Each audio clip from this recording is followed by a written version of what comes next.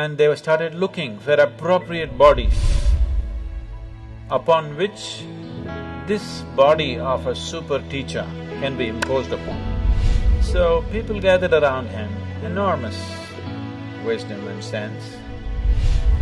So Khalil Gibran said about Jiddu Krishnamurthy, when I walked into the room, just those 5 Saturday afternoons, an hour and a half, that much impact he had on me.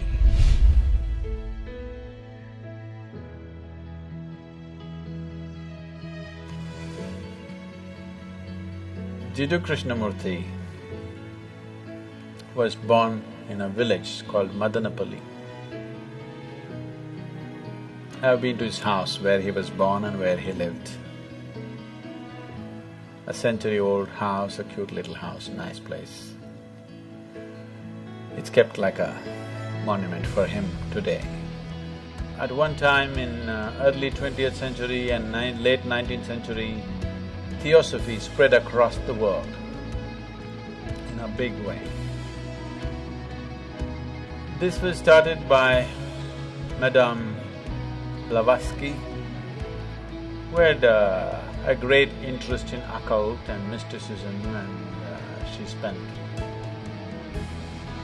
late 19th century and early 20th century saw a lot of British and other European seekers of mysticism traveling to India and exploring and writing lots of books, many of them, you know. Max Muller, Paul Brunton and many others. Blavatsky was even before them. These are all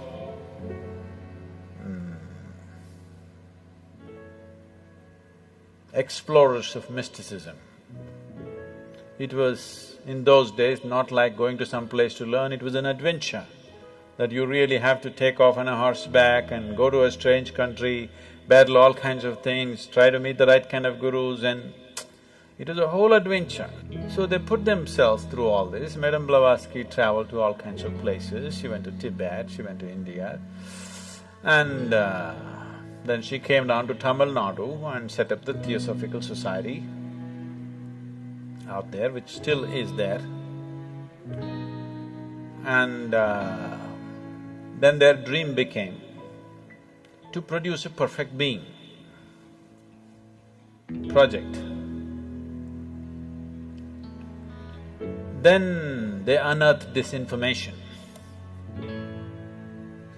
I don't know to what extent they went, but actually, in the yogic lore, in the tradition, there was a yogi by the name Sunira.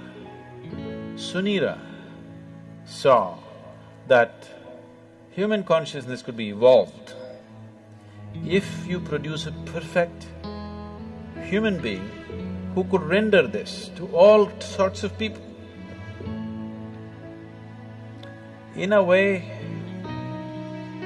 he comes from the tradition of Shiva. Somewhere it's his dream to build another being like that. He wants to build a living Shiva once again, a perfect teacher for the world, who is completely multidimensional, not this kind of teaching or that kind of teaching. As Shiva explored the whole human consciousness and human body in every possible way, he wants that kind of a living being. So he started building the energy body for that kind, and then he believed that he could build a physical body on top of that and let him loose in the world with a lifespan of a few hundred or 1,000 years, so that he will transform the whole world by the time his time is done. So he started working on this project. And of course he died unfulfilled. Many ambitious yogis picked up the same project that Sunira had left and tried to reconstruct this energy body of a perfect teacher who can transform human consciousness. So, Madame Blavatsky, Leadbeater and Annie Besant, who came together to power this theosophy movement across the world, which they successfully did to a large extent, and they gathered the most phenomenal occult library on the planet is still in the Theosophical Society of India. They gathered every kind of book on occult and they set up a whole study team. Even now, Jiddu Krishnamurthy's groups are called study groups, yes? Study circles or study groups, say because these study groups were set up by Anibescent and Leadbeater. These are brilliant intellects, no question about that. But they have no inner experience, but they have gathered phenomenal amount of information. So somewhere they believe with this information and with their intelligence and intellect, they can recreate all this. And they started looking for appropriate bodies upon which this body of a super teacher can be imposed upon. Jiddu Krishnamurthy, Rukmini Arundale, who else? One more, whatever. They started putting them through very severe training to prepare them physically, mentally. But they have no inner experience. They're reading books and trying to do this to these boys. And they put JK in all kinds of meditative processes, and he attained to a certain level of… he became a fantastic human being.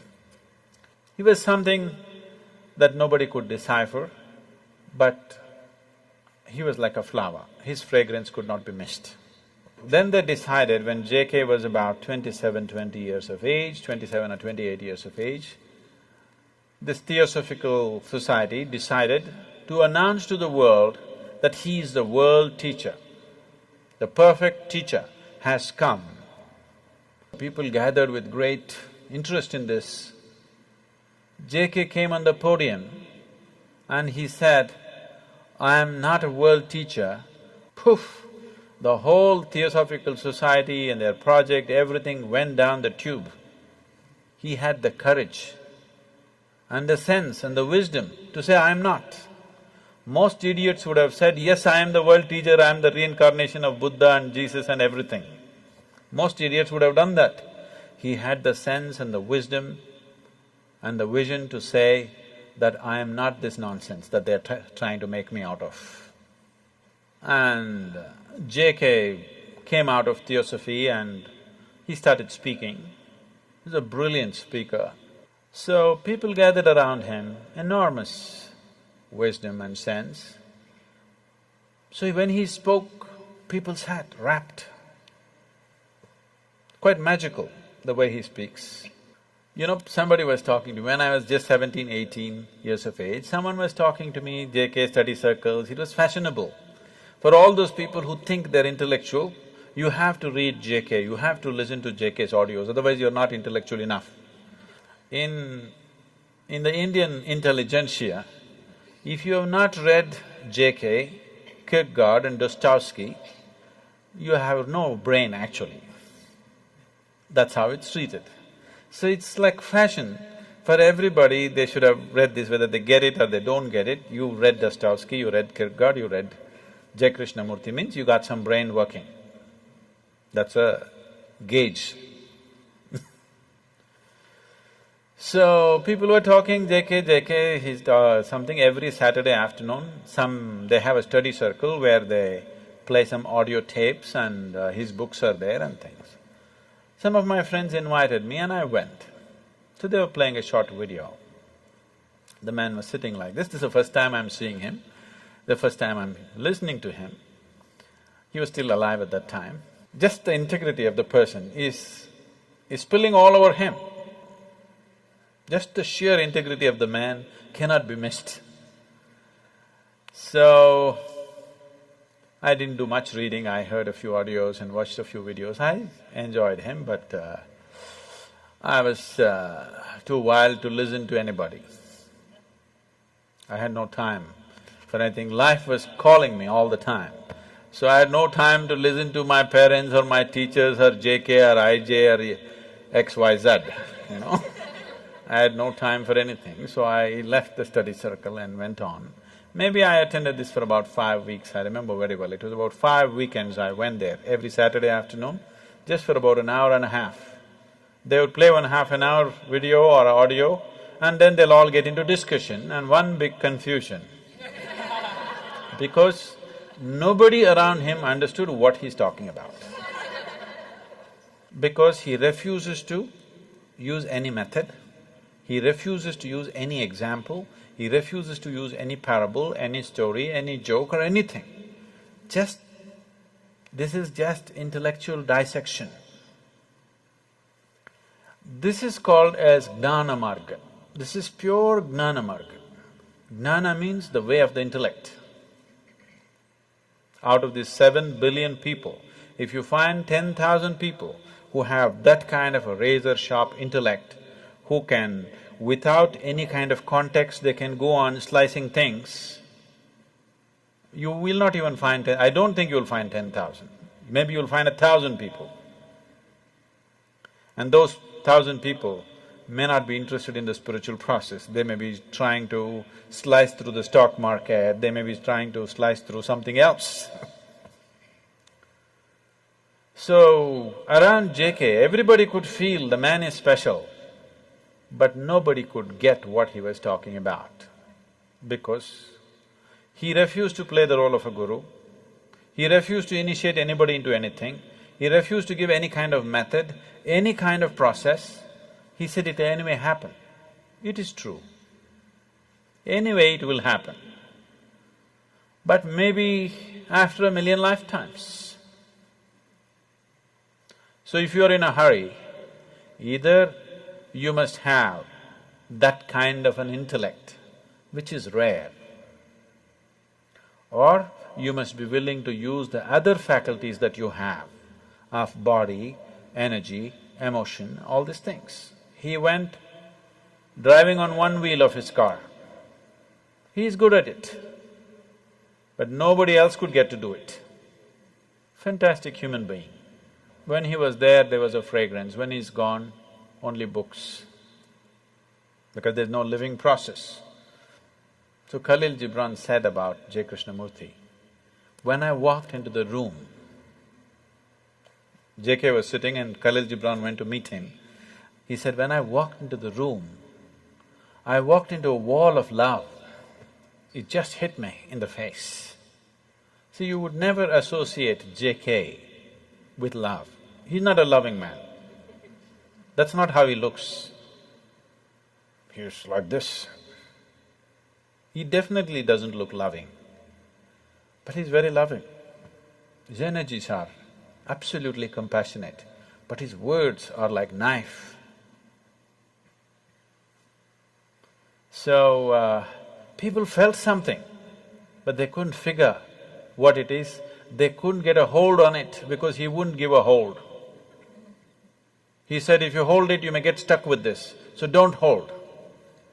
If there were millions of razor-sharp minds in the world, that would have been a fabulous way to do things. But in today's world, in the existing way the humanity is, the way people's intellects are entangled in 1,000,000 things, that method is just not going to get anybody anywhere.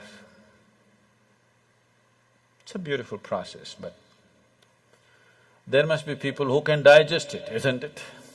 So, Jiddu Krishnamurthy was like a flower. His fragrance was felt when he was alive, and that's all. His words are good.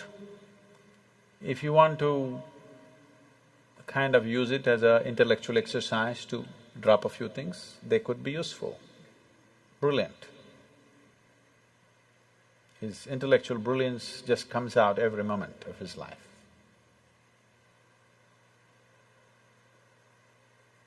He started a few schools which are wonderful schools, which are still on. I must tell you my association with him. When I went to this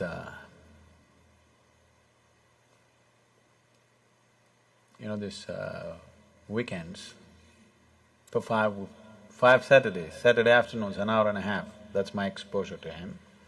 And one day he spoke about education. And it really gripped me. And it really twisted me inside out because all the ideas, I had never thought of an alternative way of educating people. I was only thinking of how to dismantle all the education system in my mind. When he spoke about education, suddenly it struck me, there was another way to do this. So just this thought came to my mind. I was just maybe 17, 18, and I was living wild and I have dreams of running away somewhere. So I just thought if at any time if a child comes under my control, I would like to put the child to this kind of education. So, it just so happened, when my daughter had to go to school, when she got admission in some of the best schools in Ooty, but then it just flashed me in my mind that, okay, there's a JK school, why don't I send her there? And she went to that school and she spent 8 years studying there. So just those 5 Saturday afternoons, an hour and a half, that much impact he had on me,